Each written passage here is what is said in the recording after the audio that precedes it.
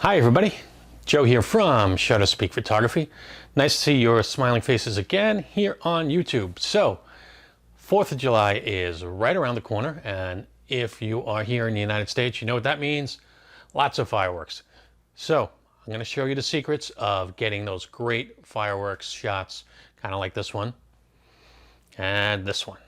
Okay, so it's pretty easy to do. Okay, it's just a couple of settings that you have to set up on your camera. And the good news is these settings are pretty much going to be the same no matter what lens you're using. If you're using, shooting at 24 millimeter, if you're shooting at 200 millimeter, it's not going to matter. F-stop, aperture, your aperture shutter speed, and your ISO is going to remain constant. This should apply to any camera. I'm going to show you on my Nikon Z6, but this applies to any Canon, Nikon, doesn't matter the brand.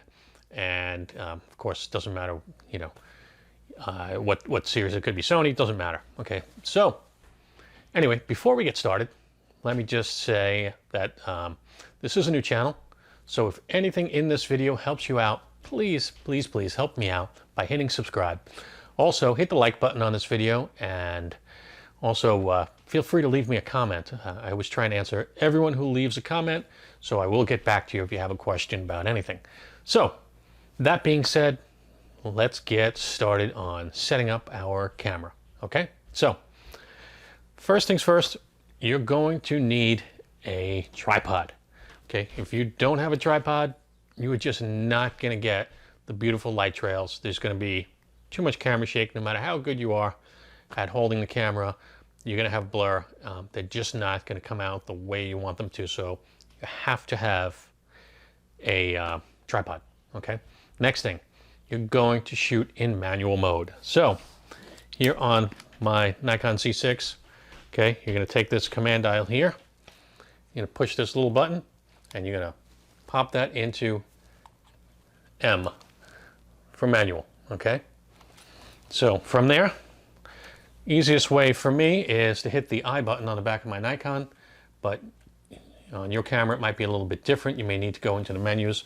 Okay, but we're gonna go into ISO first, okay? And we're gonna set ISO to 200, okay? You're gonna make sure that auto ISO is set to off, okay? If you don't have auto ISO set to off, your camera's gonna ramp your ISO up and down based on whatever it thinks is the right thing, based on the moment when you snap that picture, and you're not gonna get the pictures that you're looking for. So make sure auto ISO sensitivity in your camera is set off. So, like I said, ISO 200, okay? Next thing we're gonna do is we're gonna adjust our f-stop, okay? And my Nikon, I do it with this command dial in the front, okay? And, oops, I'm sorry, I'm still set to ISO 200. Let me change that to my aperture. Okay, so, you see here, as I turn the front wheel, you can see the number changing here. And we're going to set that to F11. Okay, so your f-stop is going to be set to F11, and then your back command dial is going to set your shutter speed. So as I rotate this to the left and to the right, so you're going to rotate it to the left, and you're going to wait until that little inch sign appears, and it should say essentially 4 inches. Okay, and if you look on the back of the camera here, you'll see it says F11 and then 4 and then the inch sign, which stands for seconds. Okay, so ISO 200, f-stop is F11, 4 seconds, okay? Now, when you hear the boom, you're gonna hit the shutter and don't touch the camera, just let it go. The camera will expose automatically for 4 seconds, and that should give you just enough time to get those beautiful light trails. Okay, and that's really what you're looking for. If the light trails are a little bit too long for your taste, drop it down to 3 seconds. If they're not long enough, bump it up to 5 seconds. But for the most part, I think 4 seconds you're going to hit right on target. Okay, so that's really all there is to it. Bring them back a little, processing in Lightroom, punch up the colors a little bit, the highlights, your shadows, and you'll have a fantastic 4th of July image. So I mean, there it is, really.